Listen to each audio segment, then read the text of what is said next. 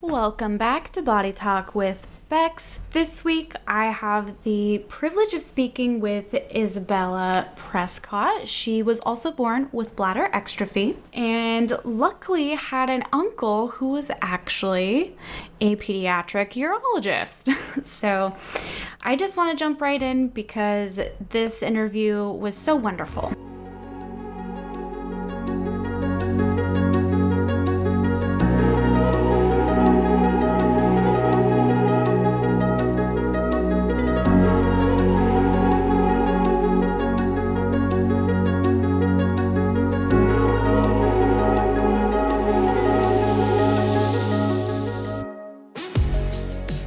So I guess it's easiest to start at the beginning.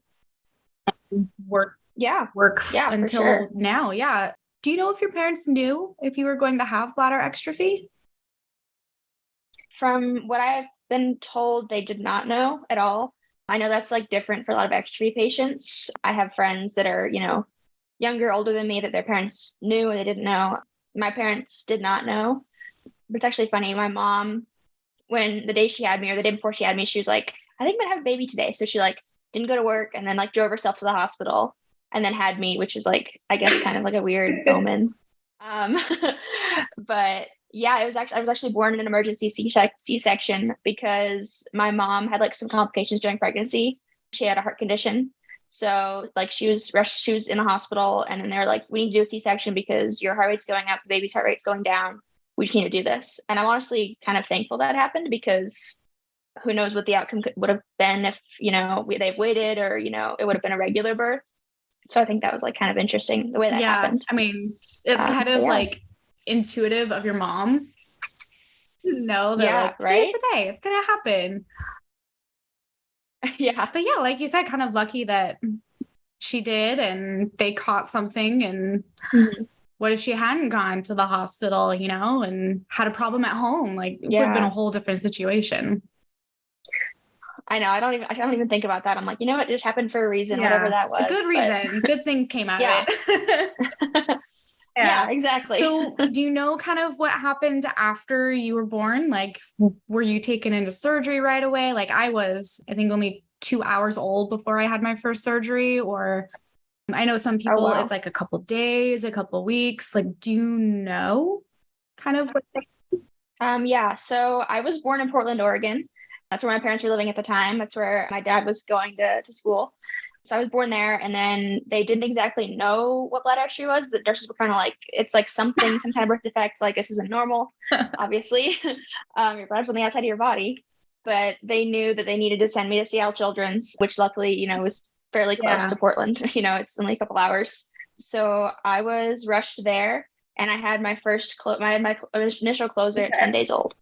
So they waited a good amount of time. I don't know what they did between that, but I was rushed there, had my closure. I think they did some other reconstruction like vaginally and then like everything like that. And they didn't actually do my hip surgery. They like just tried to like mold them just because I was like a really small baby. And they were like, we can just like kind of mold your hips just because, baby's bones are moldable. And they're like, that'll work.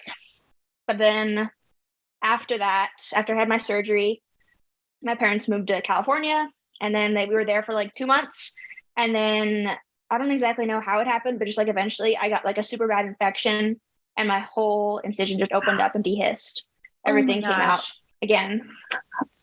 And I think my mom was probably just so scared. my dad too. My mom was like, there's something wrong. Yeah, crazy. So then I was life flighted in a helicopter back to Seattle, where they closed it up again, fixed everything. And then that time they did cut my hips, did an osteotomy, and I was in a spica cast for like 3 months. So like kind of back and forth, but it all worked out in the end. That's interesting that it came out again, but like so far after the surgery. Because the other two stories I've heard, it was like a week or two later that it came out. It wasn't like months down the line. So that's interesting. Yeah. I don't know why that happened. It's just like a freak thing, I guess. But it was, and I think I forgot to mention this, but Dr. Grady and Dr. Mitchell, which I know Kylie saw them, they did my procedures. They're awesome. They did both of my surgeries, my initial one and then the one following. Yeah, so you were in good hands going there right away. Yeah. Dr. Yeah. Mitchell was my doctor I'm so too. grateful that I was So close. yeah. Oh, really?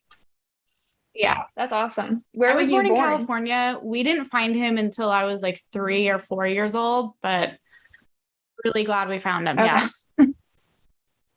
Yeah. Yeah. He's the best. And I've heard so many great stories. Him and then Dr. Gearhart, other side Yeah. of the country. So the two Yeah. specialists. So did you continue seeing Dr. Mitchell as you were growing up? Like, did you fly back to see him every so often or? Actually, I didn't. That was he only did my first two surgeries. After that, like, whole Seattle thing happened where I was life flighted there, and then they did the second surgery. My parents decided that, hey, we just need to be closer to family in case something happens. Like, we just need support. So at that time, my grandparents, my dad's parents, were living in Salt Lake City, Utah. And so we moved there. And then that's where I spent most of my life. That's where I grew up. So we moved there. And then actually, my great uncle is actually a pediatric urologist here in Utah, which is kind of crazy to think about. So he took care of me for like 10 years. He did my third surgery, and I just kept seeing him because it was, like a 10-minute Yeah. drive. And he was my uncle. So it was like super great to have him in the family. So That's pretty yeah. cool. That's very lucky. Yeah. I tell people that and they're like, wait, what? And I'm like, yeah, it's crazy coincidence that he decided to go into urology and that I was born with a Yeah. urologic condition. And It was meant to it be. so That's what happened. it is. Yeah, for Yeah. sure. Well, why don't you just take us chronologically through everything, I guess, all the different surgeries you've had. Yeah. I don't know if you've had any OSCEs or anything like that. Yeah. So after we moved to Salt Lake, I was seeing my uncle, and then pretty like soon after, I think just after that like second surgery, I just kept getting a lot of infections. Like the first 3 years of my life, I was on antibiotics the whole time, getting really bad kidney and bladder infections, which was really hard. I know it's very common with extra patients to get a lot of infections, especially when you're young. So the team here in Utah decided to re-implant my ureters into my bladder. So they moved them higher up in my bladder just so the reflux wouldn't be as bad. Like I still have reflux, but it's just a lot less than what it was. So that was my third surgery. Let's see. That was in 2006, done by my uncle. Then I was pretty much infection free for like, let's see, I was 3, and then for like 12 years, didn't have any Wow. infections or any like other problems, which is kind of crazy. I don't know how that happened. So I was just wearing like pull-ups and pads for those 12 years. And during that time, we moved to Texas when I was 10. So I had 7 years in Salt Lake and then a couple years in Texas, no problems. And then when I got like to be about like 15 or 16, I started to get some UTIs, which was like common. I was like, you know what? It's fine. It happens. And then I also had like an unrelated surgery when I think I was 15 in 2019. I broken my leg and I had to have it like repaired and like separate from BE, but that was like my most recent surgery, non-BE related. And then after that, I think like right before COVID, I remember we went on a family trip for Christmas, like we always do. We go to southern Utah and we stay in a cabin and just hang out. And then I'd like kind of been thinking about getting the Mitrofanoff procedure to become dry. I'd been thinking about it like for like many years. I was like, do I do it? Do I not do it? The trade-offs. And I kind of just decided at that point, I was like, you know what? I just want to be dry. I'm going to be, like a junior in high school, I think. So I kind of just wanted like before college and just, I wanted it to happen. And I was super active too. So it was kind of like, this would be better for, me playing sports and hiking and all that. So I made the decision to schedule surgery for the summer of 2020. I think it was supposed to be in like July of 2020. That didn't happen, obviously, because of COVID.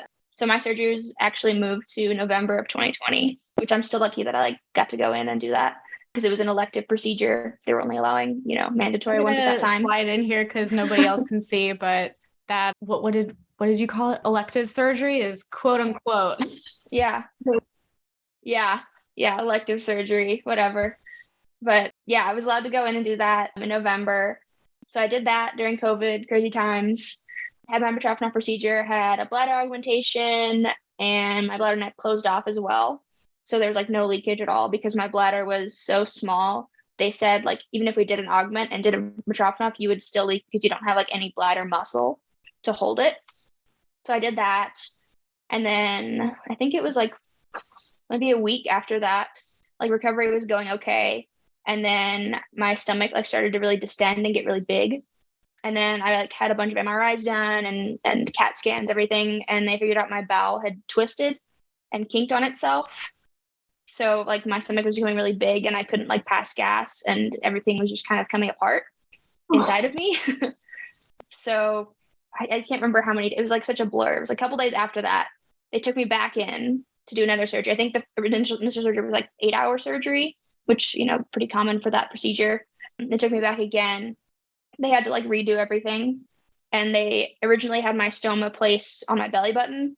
And this time they put it lower and down to the side just because like that wasn't, there's so much scar tissue that wasn't usable. So they moved it. And then after that, the recovery was still long. I was in the hospital for like 30 days, Wow. about a month. So from like end of November to end of December, I came home Christmas Eve, actually. Just in time. I know, right? I was like, whew. But I was like, spent Christmas in a hotel room. But yeah, that was my most recent surgery. And then after that, I've been great. I mean, that was 2020 and it's 2022. So it's been almost 2 years since that, which is crazy to think about. That's insane. Yeah. Was the twisted bowels in relation to having that surgery? Yeah. I think it was because like they took some of my intestine to make my bladder augmented. So they had to like mess with my intestines initially.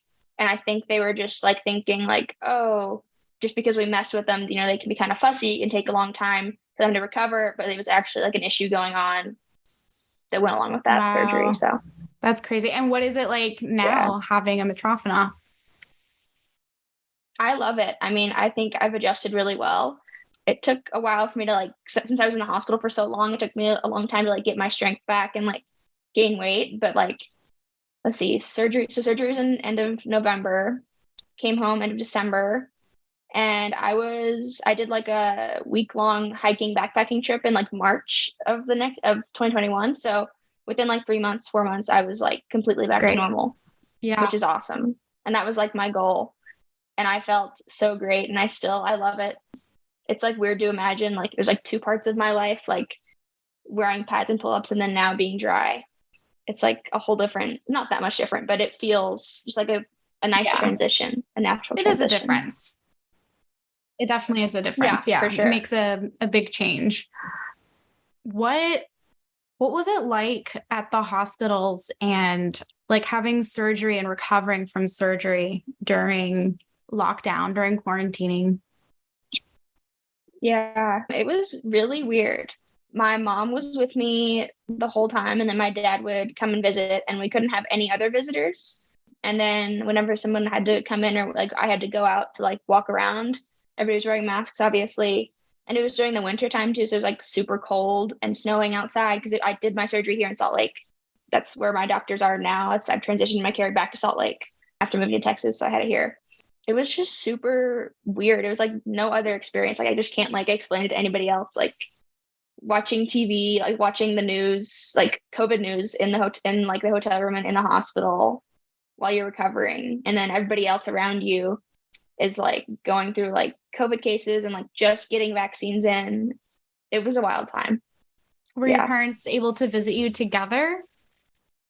Okay. Yeah. So my mom was there like pretty much the whole time. And then my dad flew in and then they were both there. And then my dad flew back home and then me and my mom flew home to Texas and like right after New Year's. So they were there at the same time for a little bit, like when we had like Christmas together, which was nice. I was just curious because some hospitals were only allowing like one visitor, not allowing two. So yeah, it was a children's hospital. So I think they're more like, it's fine. And like when my cousins got to come visit me, like they wheeled me down to like the parking lot and we got to like hang out in the parking lot, like distanced. So that's cool. Really nice to hear that they were making an effort. Well, cool. Yeah. Can you tell us how all of this affected like growing up? Like, how was it going to school? And did you have hobbies? And, did your friends know? Yeah, I felt like a pretty normal kid just because I didn't like have that many surgeries in those like developmental years, like those 12 years with infection free, no surgeries. I went to private school my whole life. I went to super small schools, Montessori school, and my mom was usually like teaching there or like usually always there. My parents were always at school. And I feel like everybody there was really accepting and like kind. And I was never like bullied or harassed, which I know happens to a lot of people with medical conditions. So I feel fortunate that never happened to me. And I just felt like pretty normal. I was really into sports when I started middle school. So I played basketball, I played flag football, I played soccer. I danced for a long time. I did karate. I love hiking and being outside.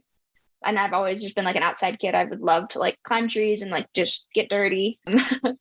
So I felt pretty normal and I had a good amount of friends. I'm always that person that like I have like one or two really close friends and everybody else just kind of like acquaintances or like I'm friendly with them. And I would usually tell those really close friends, but everybody else I was just kind of like, you don't need to know. And if you do know, whatever, like, I don't know. I never really felt like people were judging me. Maybe in the like middle school, I feel like everyone feels that way. Yeah. I mean, in high school too, but I was just kind of like brush it off and be like, you know what, if you think me carrying this bag with full of like pads to the bathroom is weird, like that's your problem, like whatever. And before that, I was like, wasn't really aware. I was like, oh, well, yeah, I'm different, like, because I wear pads and pull-ups, but like, you know, everybody's different. And I think that was just like going to school in a really supportive environment that everybody was just like, you know what, it's okay, everyone's different. We all have problems. And that was nice also in high school too. Like once you get to high school, no one really cares because everyone's dealing with their own stuff. Especially towards like later high school. A lot of my friends knew because my school was so small. Everyone's like, they didn't know exactly what I had, but they knew I had some kind of medical thing and they like never like talked to me about it and never really like said anything, which was nice. Yeah, that's really good. So how did getting the Mitrofanov change things? Like, are you on a schedule? Yeah. So when I first got the surgery, I was on cathing every 2 hours. And then I went to 4 hours because my bladder like grown. Because like once you get the surgery, your bladder like consistently like expands for a couple months. So it gets bigger. And now I'm on like 4 hours, but it's usually just whenever I need to, just on an as needed basis, which is You nice. can feel when you need to go. Yeah. Yeah. Because I have like, it's like most of my own bladder and then some augmentation to some people it's like completely bowel or it's like a neo bladder so they don't feel anything, but yeah, I can feel when I get full and like I realize like when I'm like about to go to sleep, if like I don't cath right before I go to sleep, I'm like I'm gonna be up like tossing and turning because I like have some kind of urine in my bladder, which is so funny. But yeah, I can definitely tell. But I love having a Mitrofanov. It's just like it's like so freeing, even though like you like know you have to have like a catheter on you at all times or like be aware of the time because you like can't pee any other way other than catheter. But I feel like it's like opened up some I can like feel more confident about like going camping or like sleeping over at somebody's house or just like kind of I don't have to like plan as much, even though you still have to bring supplies. Like I don't have to like, oh, like I have to wear this and this, or oh, I didn't bring an extra pair of shorts, or you know, I just feel more comfortable with those kinds of things, which is nice. And so you were allowed, I assume, to like go on sleepovers and things like that, as long as you were prepared and had everything that you needed. Yeah, yeah. I usually like didn't. I was just like I kind of am a homebody and I like to be at home. And I'm an only child, so I'm like really close to my parents. So I never really like did sleepovers as a kid. I did like sometimes when I was younger, but like I feel like now it's just like if I had had this surgery a lot earlier, I feel like it maybe would have been easier and maybe I would have done more of those things. But you know, I think I chose it at the right time. And so your parents let you kind of choose when you wanted to do the Mitrofanov surgery. Was that their idea to let you decide on that if you wanted it, or was it just not really something that was talked about? Yeah. So my parents definitely like let me lead the way and like let me tell them what I wanted and when I wanted it. I think that came from like us going to the best camp out that Kylie's mom started and just like seeing a lot of other kids and like their parents deciding for them at a very young age to do that surgery. My parents were kind of like, oh, and they're kind of like those people too. They're just kind of like, we're just going to let you decide. So they would like talk about it and like bring it up like every year-ish maybe. And they like knew it. They're like, you know what, you can become dry when you want to. You know, this is what it would entail. Like I don't think they knew exactly what the procedure was, but they knew like it could be a possibility, you know, with other things like urostomy or like injections, like stuff like that. They knew it was a possibility. And so they always like brought that to me. They're like, whenever you're ready, just let us know, you know, we can go to your doctor, we can talk about it. And I'd had like some appointments with my doctor, like kind of explaining those options, but I was never interested until I was 17, 16. So yeah, I've just kind of like made the decision on my own, which I'm grateful for. I think my parents did the right thing with like letting me make that decision. But I think it's different for everybody. I mean, people make those decisions when they're 11 or 12, or, you know, when they're 20 or 5, you know, whatever. So it sounds like you were pretty, well, it sounds like your parents were pretty open to talking about things with you and like discussing what you had and the restrictions around that or the lack of restrictions, I guess, just as long as you're prepared for everything. Yeah, pretty much. I mean, they were just kind of let me do whatever. They were like, you know what, as long as you're taking care of yourself, like mentally and physically, like do whatever you want. They were always like, you know, as long as you're drinking a lot of water, as long as you have your supplies with you, as long as you're like keeping your hands clean and like doing that, like they were like, you know, just do whatever, which is cool. And they're still like that. I mean, they less obviously hands-on now because I'm 19 and in college. So they don't worry about me as much, but my parents probably worried about me a lot when I was, you know, younger and having a medical condition. But, yeah. And your friends have always been, you're like your close friends that know about your BE. They've always been supportive and there for you if you needed them. Yeah. Yeah. I mean, I usually don't tell them like the full story because like who wants to hear that? But they've always been super supportive and just like, yeah, whatever you need, they always help me. And they're always just like, you know, they wait for me if I have to go to the bathroom. And, you know, I think we all have problems, especially when I got to high school, is like when I like made like really, really close friends that are still my friends now, even though we're all in college. We just became really close and they were always supportive of me. But I think I really made a better connection with people like that have BE and like other conditions at like Best Camp Out and at Youth Rally too. Just because like you can feel like you can talk with those people more and like they just get it immediately. You don't have to like explain anything or like feel bad for, you know, missing something. But yeah, my friends were always That's supportive. Good. And so with school, with like having to change every so often, like throughout the day, did you go to the nurse's office or were you just able to go into a bathroom? So I know a lot of people with issues down there wind up going and using like the nurse's office and to change and kind of keep it a little bit more private. Yeah, so my schools didn't have nurses, which is interesting. Thinking back on that, I'm like, that is really weird. But my like elementary school, I would just like go into the regular bathroom and change. I had like a little like makeup bag, I guess, and I still do like that I keep my supplies in. And then I also there's like a adult or teacher's restroom that was like kind of far down the hall that they like allowed me to use. And like they knew about it because my mom was a teacher there for a little bit. So she was like, yeah, she can use that restroom if she needs to. And then middle and high school, most of the restrooms at our school were either like were obviously single stall or they were just like one person, like it wasn't like a regular restroom. And there was like a fully closed door. So I would just like do that on my own and I had permission to leave class whenever I needed to. We just kind of had like an agreement with all the teachers, like you know, the beginning of the year meeting. Yeah. You're like, hey, I have this condition. I can go to the bathroom whenever I need to, or I can, you know, go up and take a walk or go and get water whenever I need to. But yeah, I never went to the nurse's office. So what types of things are you still dealing with today then? Obviously you have the Mitrofanoff, you go roughly every 4 hours or when you feel it. Is there anything else that you do? Are you on any medications at all? Do you go in and have an ultrasound done every year? Things like that. Yeah, so I do have an ultrasound every year. After my surgery in 2020, they wanted to do it every 6 months. So I did 6 months ultrasound and then now I'm at a year and I do blood work pretty much every year. I just had my appointment in June of this year. So I did blood work, ultrasound for like my kidneys and my bladder. I'm not on any medication right now. I do have to like irrigate my bladder pretty frequently. I do it 3 times a week just to like keep the mucus down because my bladder is made out of intestine. So that produces a lot of mucus. I know some people do it like every day, or some people don't do it at all.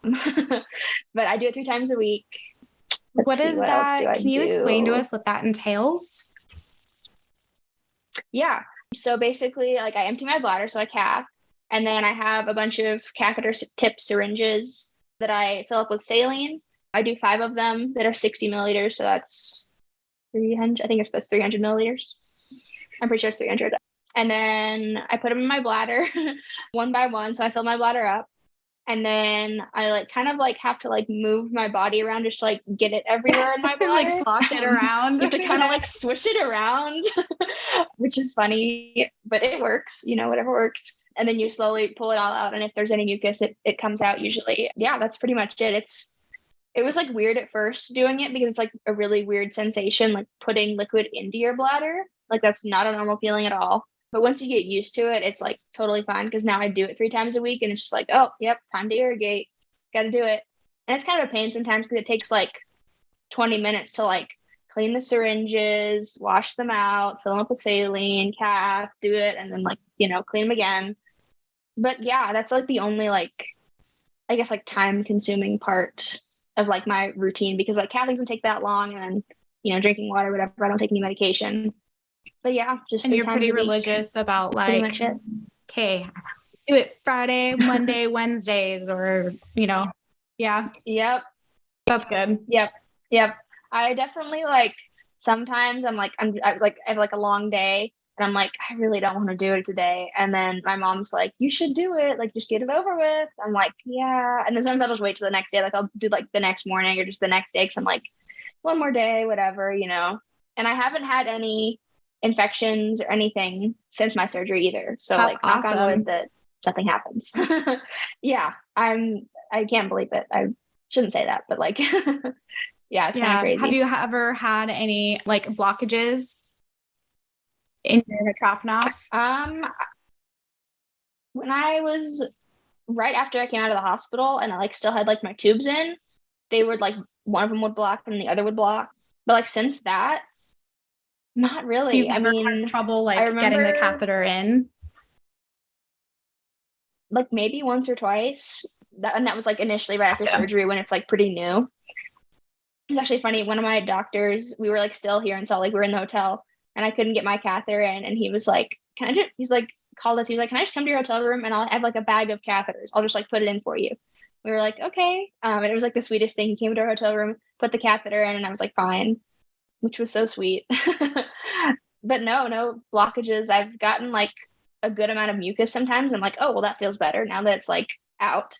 But I like try and drink a lot of water. And I notice when I like have a lot of dairy or like bread, sometimes that can just like create more mucus in the coming, days, weeks.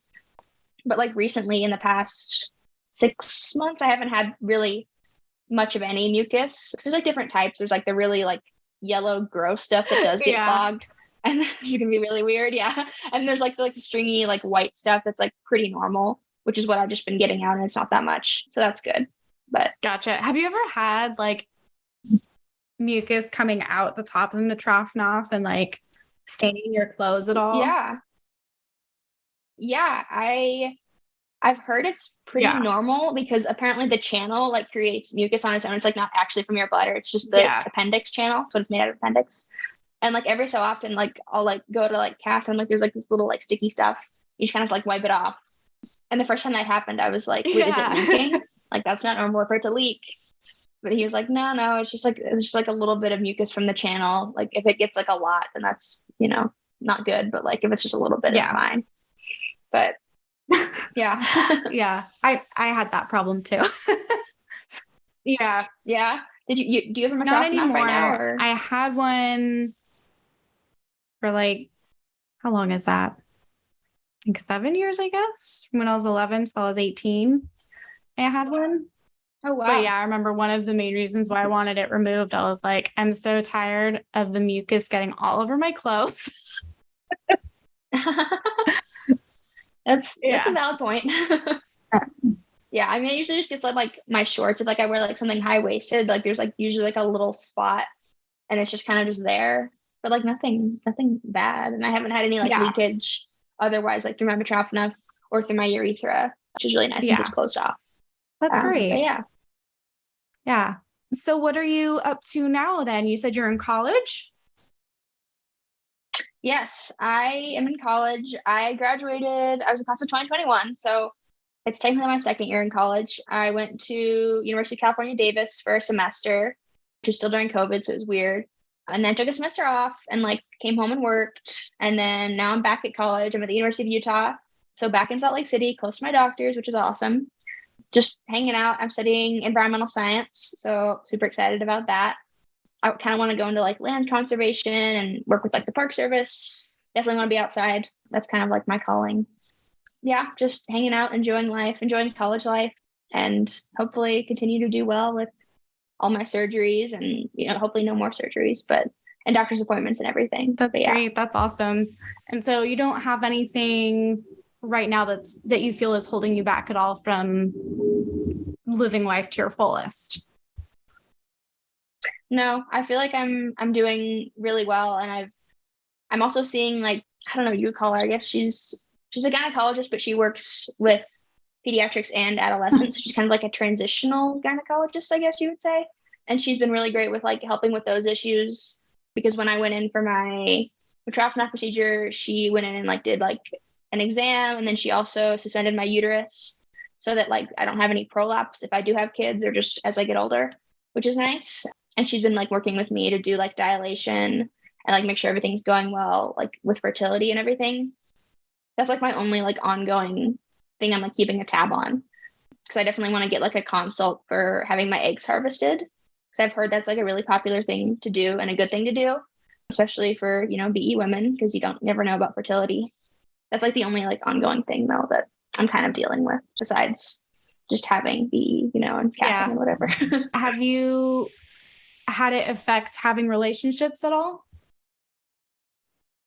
Not really. I really haven't dated anybody since high school. And I just never had those relationships while I was in high school. And then now that I'm in college and I had my protractor procedure, like I feel more comfortable with that. And I think just like still going through like dilation and like having those appointments has like helped me become more comfortable in dealing with those kinds of things. So I think like I'm definitely more confident than I was before my protractor procedure, since I'm dry. So that's really good. nice. Yeah. I'm trying to think of what else to ask here. You just kind of breezed right through all my questions. Yeah. No, I had like a bunch of notes on my phone. I was like, I need to like get through all these things. But I mean, I guess I could like talk about like youth rally and stuff. I know Lily was on here. She talked a little bit about it. But I would like love to touch on that, because that was like a huge you went to Best also. part of me. Like, I want to talk about that. Yeah. So I went to Best. Where did I start going to Best?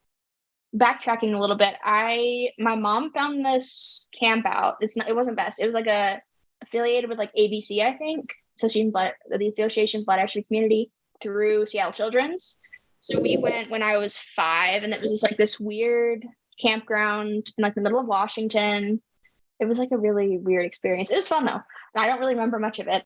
And I think that's where we met Rebecca and Kylie. And so Kylie's, I don't know, she's 23, so she's a couple years older than me. So I met her at that camp out, and then they told us about Best. And then we went to Best, I think when I was 10 or 11. So a couple years after that. And then I've been going since then. So like 8 years, 9 years, I've been going to Best. So I've known Kylie for a long time, like everybody who goes there. And I love it so much. It's like the highlight of my summer. It's so much fun.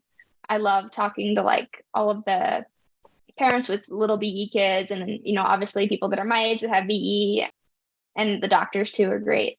But yeah, it's been such a great resource for me and my parents too, like hearing stories and like getting information about different topics, and just being around people that like get it is like the best feeling in the world. Awesome. What types of things do you guys do at the campouts?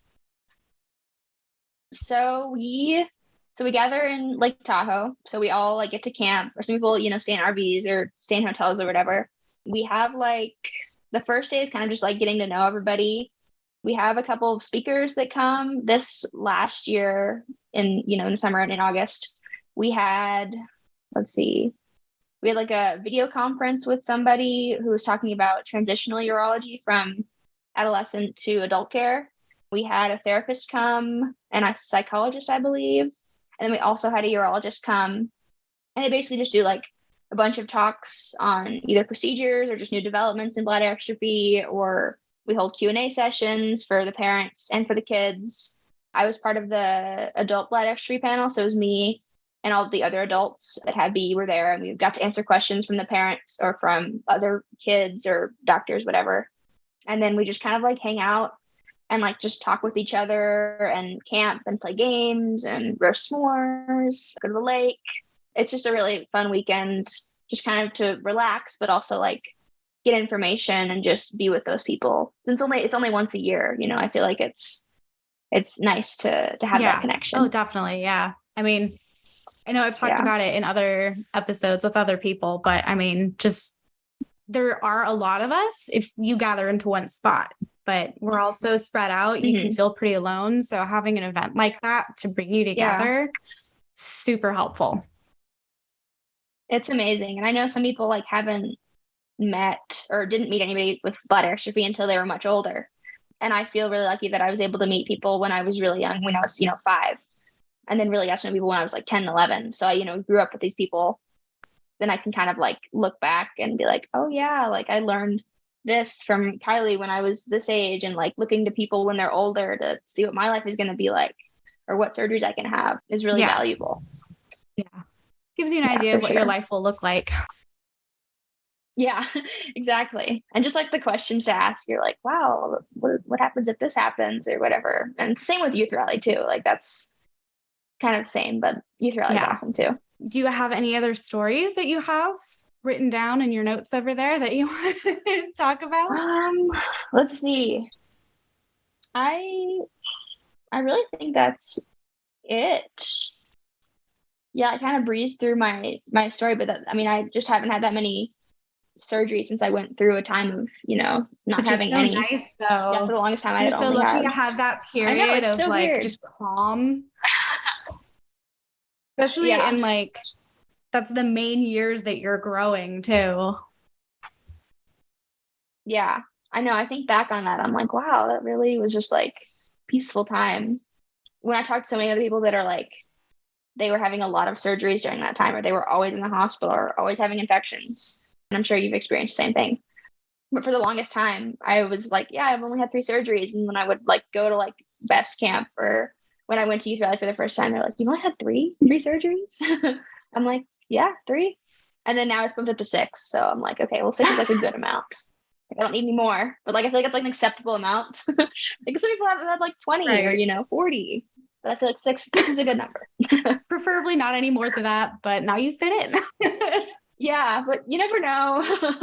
I've heard that like, I mean, you probably heard this too, but like having a maternal or just having BE is just like a constant, like, you never know. Like you could have a surgery next year. You could have surgery next month.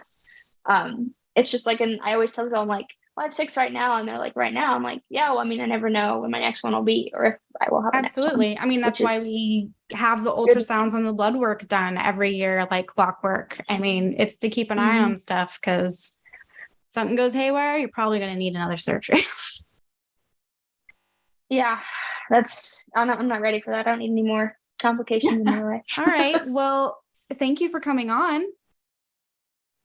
Yeah, thank you for having me. That was super fun. And I love to listen to your podcast too. I just listened to the one with Cam and it was so interesting. Yeah, I have the second half coming out on Monday. So. Okay. Sweet. Yeah, hers is long. We talked a while. But all right. Well, thank you. Yeah.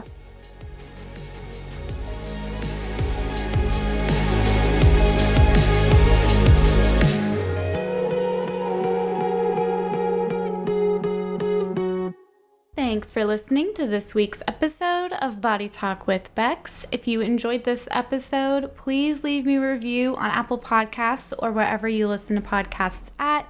Don't forget to hit subscribe.